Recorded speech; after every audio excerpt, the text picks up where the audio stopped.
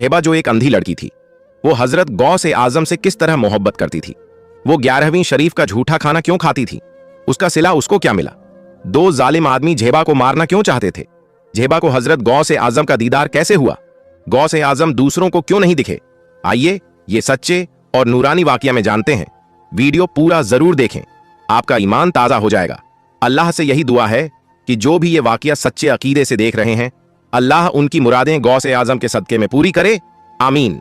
और जो गौ से आजम को नहीं मानते हैं, वो मेहरबानी करके ये वाकया मत देखें, क्योंकि ये नूरानी महफिल सिर्फ हजरत गौ से आजम को चाहने वालों की है। अस्सलामु अलैकुम व रहमतुल्लाहि व बरकातहू। बिस्मिल्लाहिर्रहमानिर्रहीम। प्यारे भाइयों और बहनों, इस नूरानी महफिल में आप सबका खुश आमदीद। आज हम आपके साथ एक ऐसा वाकया शेयर करने जा रहे हैं जो आपके दिल को एहसास के एक ऐसे समंदर में ले जाएगा जहां ईमान की लहरें आपको साहिल तक पहुंचा देंगी। यह कहानी है एक छोटी सी मासूम पर गहरे ईमान वाली लड़की की, जिसका नाम ज़ेबा था, जिसकी जिंदगी अंधेरों में थी, मगर उसके रब ने उसे अपने नूर से रोशन कर दिया। एक छोटा सा गांव था, वहां सुकून था, हरियाली थी, मगर लोग बहुत गरीब थे। उसी गांव में रहती थी ज़ेबा। ज़ेबा की उम्र तकरीबन 12 से 13 साल थी। वह बहुत ही शरीफ, नेक दिल और अल्लाह वाली लड़की थी। उसके चेहरे पर हमेशा एक मधुर सी मुस्कान रहती थी। मगर अय्युहल इख्वान, एक अजीब बात थी। ज़ेबा को दुनिया के रंग नजर नहीं आते थे। वह पैदाइशी अंधी थी। उसने कभी अपनी माँ का चेहरा नहीं देखा था, न कभी फूलों के रंग, न आसमान का नीलापन। उसका सारा संसार सिर्फ आवाजें और एहसास था।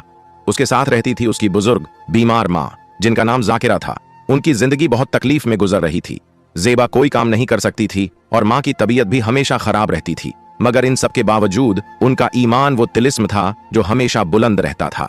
दोस्तों, उनका यकीन था एक औलिया अल्लाह पर। उनका यकीन था सुल्तान उल औलिया गौस-ए आजम हजरत शेख मोहिउद्दीन अब्दुल कादिर जीलानी रहमतुल्लाह अलैह पर।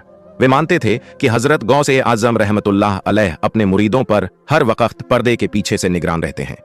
वे हर जुम्मे रात को हजरत गौस-ए आजम रहमतुल्लाह अलैह के नाम पर मिट्टी की एक छोटी सी पुड़िया पर फातिहा पढ़ती। इसे वे तालीम या मदद कहती थीं। उनका यह अमल कोई रिया का नहीं था, बल्कि दिल से उभरने वाला यकीन का अमल था। एक दिन ज़ेबा की माँ जाकिरा खुद को बहुत बेहतर महसूस कर रही थीं। उन्होंने ज़ेबा से कहा, बेटी, आज हमें शहर जाना है, कुछ जरूरी सामान लेना है। ज़ेबा ने हंसकर जवाब दिया, जी अम्मी, मैं आपके साथ चलूंगी। यह कहकर उसने अपनी माँ का हाथ पकड़ा और दोनों ने शहर का रास्ता लिया। रास्ता कुछ लंबा था और बीच से जंगल से होकर गुजरता था। ज़ेबा अपनी माँ को रास्ता दिखाने की कोशिश कर रही थी, जो एक अजीब बात थी, क्योंकि वह खुद अंधी थी। मगर वह अपनी माँ से कहती, अम्मी, थोड़ा इधर आइए, वहां कांटा है, या अम्मी, यह रास्ता थोड़ा ऊंचा है। उनकी मां हैरान थीं कि बेटी अंधी होने के बावजूद इतनी अच्छी तरह कैसे बता रही है, मगर उन्होंने कुछ नहीं कहा। शहर पहुंचकर काम निपटाकर दोनों वापस गांव की ओर चल दी। वापसी का सफर शुरू हुआ। अब शाम ढलने लगी थी और अंधेरा गहरा होने लगा। अचानक आसमान पर बादल छा गए और जोरों की बारिश शुरू हो गई। रास्ता फिसलन भरा हो गया। अंधेरे और बारिश ने ऐसी हालत पैदा कर दी कि ज़ेबा की मां रास्ता भटक गई। वे बिल्कुल अंधेरे में खो गईं। घबराहट के मारे ज़ेबा की मां चिल्लाने लगी, कोई है, कोई तो हमें बचाओ, हम रास्ता भटक गई हैं। मगर आंधी और बारिश की आवाज में उनकी पुकार दबती जा रही थी। ज़ेबा ने अपनी मां का हाथ मजबूती से पकड़ लिया और धीमी पर सुकून भरी आवाज में बोली, अम्मी, घबराइए नहीं, आप बस मेरे साथ चलिए। यह कहकर ज़ेबा आगे बढ़ने लगी। वह ऐसे चल रही थी जैसे उसे पूरा रास्ता साफ साफ दिखाई दे रहा हो। वह तेजी से चल रही थी, कांटों और झाड़ियों से बचते हुए। वह अपनी मां जाकिरा को बता रही थी, अम्मी, यहां से मुड़ना है, अब सीधा चलना है, थोड़ा सा ऊपर चढ़ना है। उनकी मां हैरान थी कि यह क्या हो रहा है। इतनी तेज बारिश, गहरा अंधेरा, और मेरी बेटी जो कभी इस रास्ते पर नहीं गई, वह कैसे इतनी यकीन के साथ चल रही है। आखिरकार दोनों गांव के करीब पहुंच गए। घर की रोशनी दिखाई देने लगी। तभी ज़ेबा की मां ने पूछा, बेटा ज़ेबा, यह तुमने कैसे किया? तुम तो अंधी हो, तुम्हें तो कुछ दिखाई नहीं देता, फिर भी तुमने ऐसा कैसे पूरा रास्ता दिखाया, इतनी अंधेरी रात में भी? ज़ेबा ने मुस्कुराकर कहा, अम्मी, जब हम शहर जा रहे थे तब भी मैं आपको रास्ता दिखा रही थी, आपने सोचा क्यों? मां बोली, हां बेटा, मैं सोच रही थी मगर समझ नहीं पाई। ज़ेबा ने अपना चेहरा आसमान की तरफ उठाया, जहां से बारिश की बूंदें उसके गालों को छू रही थीं। उसके आंखों से आंसू बह रहे थे। उसने कहा, अम्मी, जब हम शहर जा रहे थे तो सारी रास्ते मेरी आंखों ने नहीं देखे, बल्कि हजरत गौस-ए आजम रहमतुल्लाह अलैह ने दिखा रहे थे। वो खुद मेरे सामने चल रहे थे। उन्होंने अपना दस्ते मुबारक पीछे किया हुआ था और मैं सिर्फ उनका दामन पकड़े हुए थी। मैं तो बस उनके दामन को पकड़कर चल रही थी। रास्ते में कैसी अजीब सी ताजगी थी। अम्मी जैसे हर पेड़, हर हवा की लहर या गांव से पाक कह रही थी। मेरे कदम तो बस चल रहे थे, मगर मुझे महसूस हो रहा था कि वो मुझे अपने नूर से उठा रहे हैं। एक पल को भी ऐसा नहीं लगा कि मैं अकेली हूं। हर सांस में उनकी रहमत का एहसास था। उन्होंने ही मुझे हर कांटे, हर झाड़ी से बचाया। और आज वापस आते वक्त जब आप घबरा गईं, तो मैंने देखा कि वो फिर मेरे सामने हैं। उनका नूरानी चेहरा इतना चमक रहा था कि सारा अंधेरा मिट गया। मैंने उनका दामन पकड़ा और आपको ले आई। अम्मी, वो हमेशा हमारे साथ हैं, बस हमारा यकीन ही तो चाहिए। ये सुनकर जेबा की मां जाकिरा रोने लग गईं। वो समझ गईं कि उनका छोटा सा अमल, उनका पक्का यकीन औलिया अल्लाह की नजर से ऊंचा नहीं गया था। हजरत गौसे आजम रहमतुल्लाह अलैह ने सचमुच उनकी लड़की को अंधेरे में नूर बनाकर राह दिखाई थी। जेबा तो बस हजरत गौसे आजम की दीवानी थी। वो हर वक्त नमाज के बाद हजरत गौसे आजम के नाम की तस्बीह पढ़ती। उसकी आंखों में हर वक्त एक नूर झलकता था, जैसे हर सांस में या गौसे पाक की सदा बस गई हो। लोग कहते थे कि जब जेबा तस्बीह पढ़ती है तो उसके आसपास की हवा तक महक उठती है। उसका दिल इतना सादा था कि दुनियावी बातों से कोई मतलब ही नहीं रखती थी। वो कहती, मुझे बस अपने गौस पाक की याद चाहिए, वही मेरा सुकून है। जेबा के घर के पास एक अल्लाह वाले बुजुर्ग की मजार थी। वो रोज सुबह उठती, उस मजार के पास जाती और वहां सफाई करती, फिर अदब से कदम बोसी करके आ जाती। उसे अपने अंधे होने का भी गम नहीं था। हर हाल में अल्लाह का शुक्र अदा करती। वो हजरत गौसे आजम से इतनी मोहब्बत करती कि जब उसके गांव में कहीं भी हजरत गौसे आजम की 11वीं शरीफ होती तो उसका दिल जोर से धड़कना शुरू हो जाता। वो अपने अम्मी से कहती, अम्मी जान, हमारे गांव में कहीं हजरत गौसे आजम की 11वीं शरीफ हो रही है, आप मुझे वहां ले चलो। जेबा की मां जाकिरा ये सुनकर परेशान हो जाती और कहती, बेटी जेबा, तुझे कैसे पता चलता है कि गांव में 11वीं शरीफ हो रही है? जेबा मुस्कुराकर अपनी अम्मी का हाथ पकड़ लेती और कहती, अम्मी जान, कुछ बातें दिल से महसूस होती हैं, जुबान से नहीं कही जाती। जब भी मेरे आसपास कोई नूर बरसता है तो दिल अपने आप कह उठता है कि मेरे गौ से पाक का जिक्र हो रहा है। उसकी आंखों में एक अजीब सी चमक थी, जैसे दिल के अंदर कोई नूर जल रहा हो। जेबा की आवाज में वो सुकून था जो सिर्फ सच्चे आशिकों को मिलता है। तो जेबा कहती, अम्मी जान, मुझे इसका कोई इल्म नहीं, लेकिन जब भी कहीं 11वीं होती है और जहां भी हजरत गौस ए आजम की फातिहा होती है तो मुझे ऊद की खुशबू महसूस होती है। जाकिरा ये सुनकर हैरान और परेशान होकर कहती, बेटी, ये सब हजरत गौस ए आजम की मोहब्बत का सिला है। जो हम महसूस नहीं कर सकते वो तू महसूस करती है। जाकिरा ये सुनकर परेशान होकर कहती, बेटी, ये सब हजरत गौस ए आजम की मोहब्बत का सिला है। जो हम महसूस नहीं कर सकते वो तू महसूस करती है। फिर जेबा अपनी मां का हाथ पकड़कर 11वीं शरीफ में शरीक होती। वो बड़ी अदब और मोहब्बत से बैठती और हर निवाला अकीदे के साथ खाती। उसकी आंखों में एक अजीब सा सुकून होता, जैसे हर लुकमा उसके लिए बरकत बन गया हो। लोग मजाक में कहते, अरे बेटी, हमने तो तुम्हें दावत भी नहीं दी, फिर तुम क्यों आई? तो जेबा मुस्कुराकर जवाब देती, मुझे दावत की जरूरत नहीं है, मुझे तो मेरे गौ से आजम ने बुलाया है। एक निवाला भी उनकी फातिहा का मिल जाए तो मैं अपने आप को खुश नसीब समझती हूं। यह सुनकर लोगों की आंखों में भी आंसू आ जाते, क्योंकि उन्हें पता था कि जेबा ही वो लड़की है जो हद से ज्यादा हजरत गौ से आजम से मोहब्बत करती है। और जेबा के आने से वो सब भी दिल से खुश हो जाते। जब जेबा खाना खा रही होती तो उसके चेहरे पर एक अजीब सा नूर फैल जाता, जैसे हर निवाला उसके दिल में बरकत बनकर उतर रहा हो और उसके होंठों पर या गौ से पाक की सरगोशी होती। महफिल में बैठे लोग उसकी उस हालत को देखकर खामोश हो जाते। कोई दिल में दुआ करता, कोई हैरत से देखता, मगर सबके दिलों में एक बात उतर जाती कि जेबा की मोहब्बत सच्ची है। जब सारे लोग खाना खा लेते और उनके प्लेटों में थोड़ा सा खाना बच जाता तो जेबा अपने अम्मी जाकेरा से कहती, अम्मी जरा देखो, लोग ने प्लेटों में खाना छोड़ तो नहीं दिया? जाकेरा कहती, हाँ, कुछ लोगों ने बचा दिया है। जेबा, मुझे वहां ले चलो। जाकेरा जेबा का हाथ पकड़कर दस्तारखान के पास ले जाती तो जेबा बड़े एहतराम से वो खाना उठाकर अपनी एक थैली में डालती। लोग हैरान होकर कहते, अरे जेबा, ये क्या कर रही हो? ये तो लोगों का झूठन खाना है। तो जेबा मुस्कुराकर जवाब देती, ये मेरे गौ से आजम का खाना है, और जिस पर हजरत गौ से आजम की फातिहा पढ़ी जाती है वो खाना नूर बन जाता है, और नूर को जया नहीं करते उसे फेंका नहीं जाता। ये सुनकर लोग शर्मिंदा हो जाते और पूरा खाना खाकर ही उठते। वहां कुछ लोग थे जो हजरत गौ से आजम को नहीं मानते थे। वो इसे शिर्क कहते और बोलते, ये गैरुल्लाह का खाना है, हम इसे नहीं खाएंगे। उनमें से एक लंबी दाढ़ी वाला आदमी था, बड़ा चालाक और नफरत से भरा हुआ। उसने झेबा से ताना मारते हुए पूछा, ऐ लड़की, ये तो गैर मजहब वाले करते हैं, वही तुम भी कर रही हो। वो लोग भी अपने भगवानों के आगे खाना रखते हैं, पूजा करते हैं और फिर खाते हैं। तुम भी वही कर रही हो। क्या ये खाना तुम्हारे गौसे आजम तक पहुंचता है? जेबा ज्यादातर किसी से बहस नहीं करती थी।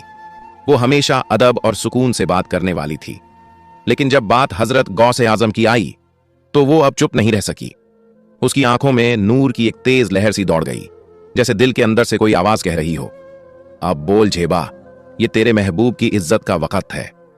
झेबा ने मुस्कुराते हुए जवाब दिया, जनाब, अगर आप ऐसे हिसाब लगाएंगे तो गैर मजहब वाले भी यात्रा करते हैं और हम लोग हज करते हैं। वो लोग उपवास रखते हैं और हम रोजे, तो क्या ये भी एक जैसा हुआ? उसकी आवाज में नरमी थी, मगर लफ्जों में ऐसा असर कि महफिल में बैठे सब लोग खामोश हो गए। उसकी आंखों में यकीन की चमक थी, जैसे हर शब्द उसके दिल से निकल रहा हो। वो आगे बोली, मोहब्बत और अकीदा कभी मिलान से नहीं तोले जाते जनाब। फर्क इरादे का होता है, नीयत का होता है। हमारा हर सजदा, हर दुआ सिर्फ अल्लाह के लिए होती है और औलिया से हमारी मोहब्बत उस अल्लाह की राह के वफादारों से है। यह सुनकर वो दाढ़ी वाला आदमी हक्का बक्का रह गया।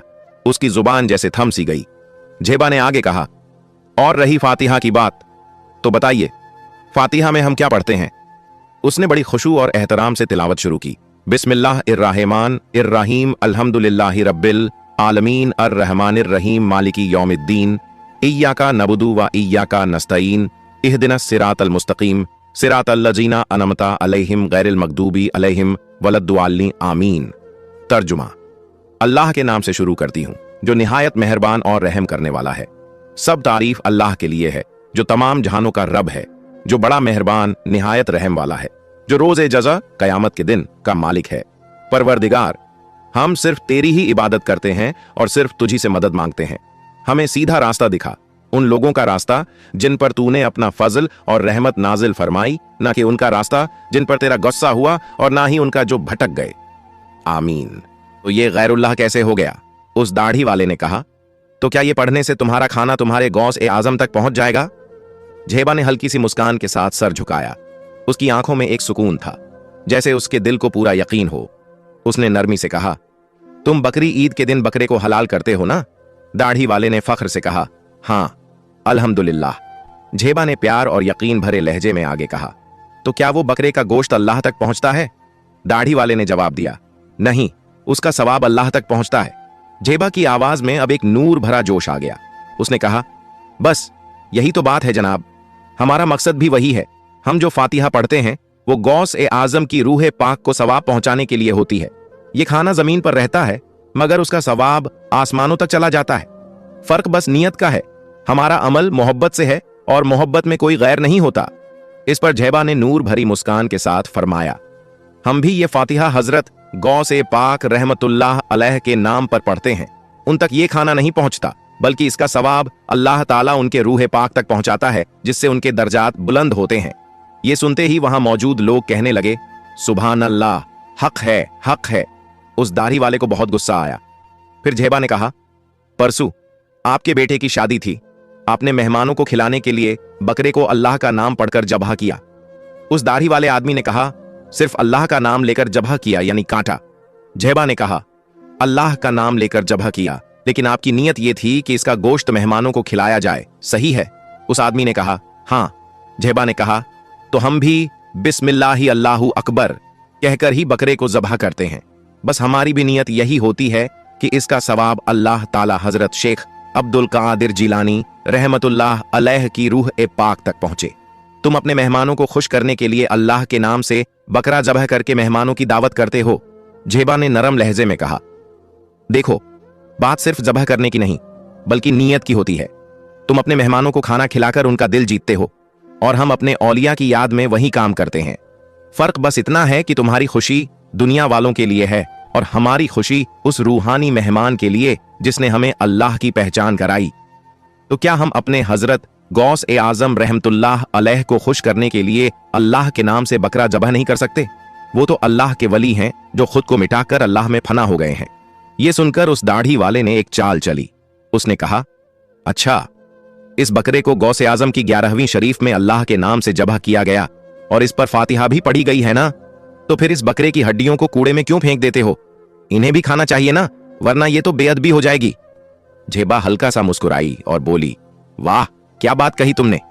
अच्छा तो बताओ, जब तुम बकरी ईद में बकरे को अल्लाह के नाम से ज़बह करते हो तब तुम भी तो उस बकरे की हड्डियों को कूड़े में फेंक देते हो ना, फिर तुम ही क्यों नहीं खाते वो हड्डियां? जब तुम वो हड्डियां खाओगे तब हम भी इस फातिहा वाले बकरे की हड्डियां खाएंगे। उसकी बात में इतनी सादगी और मजाक था कि सबके चेहरों पर मुस्कान फैल गई। माहौल हल्का हो गया और सब जेबा की समझदारी पर हंसने लगे। ये सुनकर सब हंसने लगे। फिर जेबा ने मुस्कुराकर कहा, जनाब, हजरत शेख अब्दुल कादिर जिलानी रहमतुल्लाह अलैह के सिर्फ इंसान ही नहीं बल्कि जिन्नात भी मुरीद है, और उनकी गजा यानी उनका खाना यही हदिया होती है। हम इन हड्डियों को इसलिए नहीं खाते ताकि वो भी समझें कि ये हजरत गौस ए आजम की 11वीं शरीफ का खाना है जो उनके लिए पेश किया गया है। जेबा की बात सुनकर पूरा मजलिस खामोश हो गया। दाढ़ी वाले आदमी ने नजरें नीचे कर लीं, चेहरा शर्म से झुक गया और बिना कुछ कहे वहां से चला गया। और सब लोग जेबा की समझदारी और अदब से भरी बात सुनकर बोले, सुभान अल्लाह। वहां जो लोग पहले 11वीं शरीफ और फातिहा को नहीं मानते थे, जेबा की बातें सुनकर उनके दिलों में भी नूर उतर आया। अब वो भी यकीन और अकीदे के साथ फातिहा का खाना खाने लगे। लेकिन वो दाढ़ी वाला आदमी नहीं सुधरा। जेबा ने आह भरते हुए कहा, दोस्तों, कहा जाता है ना कि अल्लाह ताला हर गुनाह माफ कर देता है, मगर जो लोग नौजुबिल्लाह नूर मुस्तफ़ा हजरत मोहम्मद सल्लल्लाहु अलैहि वसल्लम को अपने जैसा समझ लेते हैं और अल्लाह वालों की शान में गुस्ताखी करते हैं, तो अल्लाह उनके दिलों और दिमाग पर मुहर लगा देता है। फिर उन्हें कोई बात समझ में नहीं आती। वो हमेशा घमंड और तकब्बुर में रहते हैं जैसे इब्लीस था। जेबा ने आगे कहा, जिसका कोई पीर या मुर्शिद नहीं होता उसका मुर्शिद शैतान होता है। और याद रखो, जिस खाने पर अल्लाह के नाम की फातिहा होती है उसे शैतान कभी नहीं छूता। हम सचमुच खुशकिस्मत हैं कि अल्लाह ने हमें अपने प्यारे नबी सल्लल्लाहु अलैहि वसल्लम और अपने औलिया ए किराम की मोहब्बत अता की है। अल्लाह जिसे चाहता है उसी को अपने वलियों के पास पहुंचा देता है। हम किस्मत वाले हैं जो अल्लाह ने प्यारे नबी सल्लल्लाहु अलैहि वसल्लम और अल्लाह के वलियों की मोहब्बत हमारे दिलों में डाल दी। जिसे अल्लाह चाहता है उसी को अपने वलियों तक पहुंचाता है। फिर जेबा अपनी अम्मी जाकिरा के साथ 11वीं शरीफ का खाना खाकर घर लौट आई। उस दिन के बाद से जेबा का दिल जैसे किसी और ही दुनिया में रहने लगा। हर वक्त उसकी जुबान पर सिर्फ एक ही नाम रहता, गौस ए आजम रहमतुल्लाह अलैह। जब भी वो अपनी अम्मी के साथ काम करती तो उसके होठों पर अनजाने में जिक्र जारी रहता। रात के सन्नाटे में भी वो अपने कमरे में बैठकर अल्लाह और अपने पीर की याद में खो जाती। उसके आंसू उसकी दुआओं के साथ बहते और उस बहते आंसुओं में जैसे उसके दिल का सुकून उतर आता। धीरे धीरे मोहब्बत और तेज हो गई। अब उसका हर दिन दरगाह से शुरू होता और वहीं खत्म। वो वहां जाकर घंटों तक बैठी रहती, कभी चुपचाप कभी दुआ में उस नूर को महसूस करती जो उसके चारों ओर बिखरा रहता। वो अंधी जरूर थी मगर उसके दिल की आंखें सब कुछ देखती थीं। बगदाद शरीफ की गलियां, वो नूरानी फजा और हजरत गौस ए आजम रहमतुल्लाह अलैह की मजार की रोशनी। उसके दिल में ख्याल आता कि एक बार वो हजरत गौस ए आजम की मजार पर हाजिरी दे और कदूम बोसी करे। एक दिन रात के 8 बजे थे। जेबा की मां जाकिरा सो रही थी। जेबा ईशा की नमाज पढ़कर जानिमाज पर तस्बीह लेकर बैठी थी। अचानक दरवाजे पर दस्तक हुई। जेबा की मां ने दरवाजा खोला। दरवाजा खोलते ही उन्होंने देखा कि एक आदमी खड़ा है। उस आदमी ने सलाम किया और कहा, मैं एक मुसाफिर हूं, बहुत दूर से आया हूं। जाकिरा ने थोड़ा घबरा कर कहा, हम मां बेटी ही घर में रहते हैं और मेरी बेटी अंधी है और जवान भी। हम आपको घर में आने की इजाजत कैसे दें? वो मुसाफिर कहने लगा, मैं कल सुबह निकल जाऊंगा, मुझे कल बगदाद शरीफ जाना है। ये बगदाद शरीफ का नाम सुनते ही जेबा जानिमाज से उठकर धीरे धीरे चलते हुए आई और बोली, मां, इन्हें आज रात यहां रहने दो। ये बगदाद शरीफ जा रहे हैं, यानी हजरत गौस ए आजम के पास। हमें इनसे कोई खतरा नहीं है, बाकी सब गौस ए आजम देख लेंगे। जाकिरा अपनी बेटी की बात को इनकार नहीं कर पाई और उस मुसाफिर को उस रात रहने की इजाजत दे दी। मुसाफिर बहुत खुश हुआ और बोला, क्या आप लोग भी हजरत गौस ए आजम को मानने वाले हैं? ये सुनकर मुझे बहुत खुशी हुई। उसके बाद वो मुसाफिर अंदर आ गया। जाकिरा ने उस मुसाफिर को खाना खिलाया। खाना खाते वक्त जाकिरा ने कहा, मेरी बेटी जेबा भी बगदाद शरीफ जाने के लिए बहुत तड़पती है। वो हजरत गौस ए आजम की मजार पर हाजिरी देना चाहती है। उस मुसाफिर ने मुस्कुरा कर कहा, यह तो बहुत अच्छी बात है। लगता है मुझे अल्लाह ने इसी वजह से यहां भेजा है। आप दोनों मेरे साथ मेरे तांगे पर चलिए, मैं आप लोगों को वहां ले जाऊंगा। झेबा ने रोते हुए कहा, हमारे पास पैसे भी नहीं है आपको देने के लिए, और हम आप पर बोझ कैसे बन सकते हैं। उस मुसाफिर ने कहा, बेटी तुम मुझे अपने बाप की तरह समझो। अगर तुम्हारे बाबा जान आज जिंदा होते तो क्या तुम्हें वो बगदाद शरीफ नहीं ले जाते। मेहरबानी करके मुझे यह सवाब करने का मौका दो। ये सुनकर जाकिरा और झेबा खुशी खुशी मान गईं और सुबह उठते ही वो उस मुसाफिर के टांगे पर बैठकर बगदाद शरीफ के लिए रवाना हो गईं। कुछ दूर जाने के बाद उस मुसाफिर ने टांगा रोक दिया। झेबा की मां जाकिरा ने पूछा, क्या हुआ भाई साहब, टांगा क्यों रोक दिया। उस टांगे वाले ने कुछ नहीं बोला। अचानक सामने से एक आदमी आया। जाकिरा ने उस आदमी को देखकर घबरा गई, क्योंकि वो शख्स वही था, लंबी दाढ़ी वाला इंसान जिससे झेबा ने हजरत गौसे आजम की 11वीं शरीफ में बहस की थी। जाकिरा उस मुसाफिर से कहने लगी, भाई साहब आगे चलिए, यहां क्यों रोक दिया। तब वो दाढ़ी वाला बोला, ये टांगा अब आगे नहीं जाएगा क्योंकि तुम्हारी मौत तुम्हें यहां लेकर आई है। इसके बाद वो मुसाफिर और दाढ़ी वाला दोनों हंसने लगे। उस दाढ़ी वाले ने कहा, ये मुसाफिर नहीं है, ये मेरा आदमी है। मैंने ही इसे भेजा था तुम दोनों को यहां लेकर आने के लिए। तुम्हारी बेटी झेबा ने लोगों के सामने मेरा बहुत मजाक उड़ाया था, अब मैं इसका बदला लूंगी। यह कहते ही जाकिरा ने अपनी बेटी झेबा का हाथ पकड़ लिया और टांगे से नीचे कूद पड़ी। वो झेबा को लेकर भागने लगी। वही मुसाफिर और दाढ़ी वाला भी 2 तलवारें लेकर उसके पीछे भागने लगे। जाकिरा और उसकी बेटी झेबा भागते भागते एक बड़े से तालाब के सामने आ गईं। अब उनके पास भागने का कोई रास्ता नहीं था। सामने एक विशाल तालाब था और पीछे वे दोनों आदमी थे जो तलवार लेकर उनकी तरफ बढ़ रहे थे। दाढ़ी वाले ने कहा, अब कहां जाओगी। इस तालाब में अगर तुम दोनों कूदोगी तो इसमें बड़े बड़े मगरमच्छ हैं जो तुम्हें कच्चा चबा जाएंगे। अच्छा है, तुम दोनों हमारे हाथ से मरो। अब पुकारो अपने गौसे आजम को, शायद वो तुम्हें बचा ले। ये कहकर वो दोनों हंसने लगे। झेबा जो अंधी थी उसने अपनी अम्मी जाकिरा से कहा, अम्मी जान आप मेरा हाथ पकड़ लीजिए। झेबा ने चीख कर कहा, या गौस ए आजम आल मदद। ये कहकर झेबा और जाकिरा उस तालाब में कूद गए। जैसे ही तालाब में कूदा, एक बड़ी सी मगरमच्छी उनके तरफ बढ़ने लगी। उस मगरमच्छी ने अपना मुंह खोला। जैबा और उसकी मां जाकिरा की आंखें खोल गईं। वो अपने घर में ही मौजूद थीं। वो घबरा के उठ गए। जैबा ने कहा, अम्मी जान क्या मैं ख्वाब देख रही थी। जाकिरा ने कहा, मुझे भी वही ख्वाब आया है। लेकिन जब जाकिरा ने अपने कपड़ों की तरफ देखा तो वो भीगे हुए थे। जैबा के भी कपड़े भीगे हुए थे। मां बेटी दोनों हैरान हो गईं।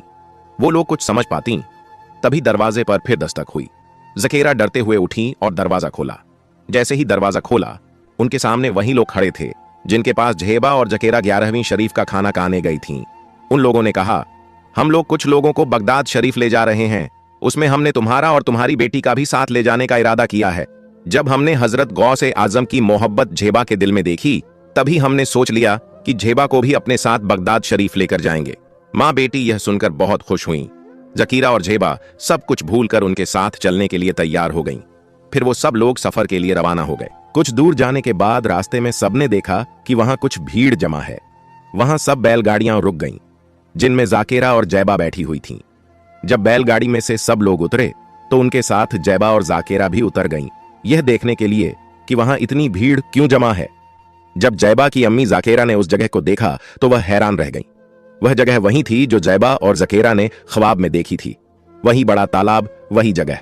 फिर जाकिरा ने अपनी बेटी जैबा का हाथ पकड़कर उस भीड़ के अंदर चली गई तो देखा वही मुसाफिर, वही दाढ़ी वाला आदमी जमीन पर मरे पड़े थे। वहां जो लोग खड़े थे उनमें से एक आदमी ने कहा, इन दोनों को एक शेर ने मार दिया है। लेकिन हम इस गांव में कई सालों से रहते हैं, मगर हमें आज तक एक भी शेर यहां नहीं दिखा। पता नहीं ये शेर कहां से आया और इन दोनों को मारकर कहां चला गया। जैबा उस आदमी की बातें सुन रही थी। जैबा ने अपनी अम्मी जकेरा से कहा, अम्मी जान, ये सब हजरत गौसे आजम की करामात है। जो हमारे साथ हुआ था वो सच था, लेकिन मेरे पीरों के पीर, वलियों के सरदार हजरत शेख अब्दुल कादिर जीलानी रहमतुल्लाह अलैह ने हमें बचा लिया। उन्होंने हमारे साथ जो हुआ था उसे ख्वाब में बदल दिया। यही शान है मेरे गौसे आजम की। यह कहकर जेबा खूब रोने लगी। दोनों ने अल्लाह का शुक्र अदा किया। फिर वहां से बगदाद शरीफ के लिए रवाना हो गईं। फिर वो सब बगदाद शरीफ पहुंच गए। सब लोग बैलगाड़ी से नीचे उतरे। जब जेबा ने बगदाद की जमीन पर कदम रखा तो वो फौरन बोल पड़ी, ये मेरे पीर हजरत गौसे आजम की पाक जमीन है ना। सब लोग हैरान हो गए और कहने लगे, तुम्हें कैसे पता चला, तुम तो अंधी हो ना। जेबा ने मुस्कुराकर कहा, मैं यहां के नूर को और उनकी खुशबू को महसूस कर रही हूं। सब लोगों ने कहा, सुभान अल्लाह, ऐसी मोहब्बत अल्लाह ताला हमारे दिलों में भी डाल दे।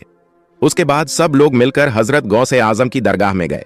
सबसे पहले जेबा ने कदम रखा और गौसे आजम की दहलीज पर अपना सर झुकाया। फिर जेबा हजरत गौसे आजम की मजार की तरफ बढ़ी। जैसे जैसे वो मजार की तरफ बढ़ रही थी, उसका दिल जोर जोर से धड़कने लगा और उसकी आंखों से आंसू बहने लगे। जैसे ही जेबा हजरत गौसे आजम की मजार के पास पहुंची, चारों तरफ की फिजा बदल गई। हवाएं तेज होने लगीं, मानो पूरी कायनात उस पल की गवाह बन गई हो। लोगों की आंखों को कुछ भी दिखाई नहीं दे रहा था, सब एक अजीब रोशनी में खो गए थे। तभी मजार के अंदर से एक तेज नूर निकला, ऐसा नूर जो जमीन और आसमान के दरमियान एक रहस्य की तरह चमक रहा था। वो नूर धीरे धीरे जेबा के सामने आकर ठहर गया और फिर इंसानी शक्ल में बदलने लगा। वहीं थे हजरत गौसे आजम रहमतुल्लाह अलैह। उन्होंने अपना नूरानी हाथ उठाया और जेबा की आंखों पर रख दिया। जैसे ही हजरत गौसे आजम ने अपना मुबारक हाथ जेबा की आंखों से हटाया, उनकी आवाज गूंजी, बेटी जेबा, अब अपनी आंखें खोलो। जेबा ने कांपते हाथों से अपनी पलकों को धीरे धीरे खोला। सामने का मंजर देखकर उसका दिल थम गया। उसके सामने खुद हजरत गौसे आजम रहमतुल्लाह अलैह खड़े थे। उनकी नूरानी सूरत देखकर जेबा के आंसू रुक ही नहीं रहे थे। वो सिसकते हुए उनके कदमों में गिर पड़ी। जेबा ने जब पहली बार अपनी आंखें खोलीं, तो उसकी नजर सिर्फ हजरत गौसे आजम पर थी। बस वहीं दिखाई दे रहे थे, मानो सारी दुनिया उसी नूर में समा गई हो। हजरत ने बड़ी शफकत से कहा, जेबा, मैं तुम्हारे साथ हमेशा रहूंगा। जब भी किसी मुश्किल में फंसो, बस दिल से मेरा नाम लेना, या गौसे आजम, तुम्हारी हर परेशानी दूर हो जाएगी। ये फरमाकर हजरत गौसे आजम रहमतुल्लाह अलैह धीरे धीरे नूर की लहर में गायब हो गए। जैसे ही वो गायब हुए, हवा फिर से थम गई, मगर जेबा के दिल में उनका नूर हमेशा के लिए बस गया। अब जेबा को सब कुछ साफ साफ दिखने लगा था। जो लोग उसके आसपास थे, वो हैरानी से एक दूसरे को देखने लगे और बोले, जेबा, अब तुम्हें सब कुछ नजर आ रहा है? जेबा ने हल्की मुस्कान के साथ सिर झुकाया। उसकी आंखों में वो नूर अब भी चमक रहा था जो हजरत गौसे आजम रहमतुल्लाह अलैह के दीदार से आया था। लोगों ने जेबा से पूछा, क्या हुआ था वहां, कैसी करामात थी ये? जेबा ने बस धीमी आवाज में कहा, यह तो मेरे गौसे आजम की करामात है। इतना सुनना था कि वहां मौजूद सब लोग एक साथ पुकार उठे, सुभान अल्लाह, हक है, हक है। माहौल नूरानी हो गया, हवाएं थम गईं और हर दिल में गौसे आजम रहमतुल्लाह अलैह की याद बस गई। इसी के साथ जेबा का यह वाकया यहीं खत्म होता है। अगर आपको यह वाकया पसंद आया हो तो कमेंट बॉक्स में जरूर बताइएगा। अल्लाह हाफिज।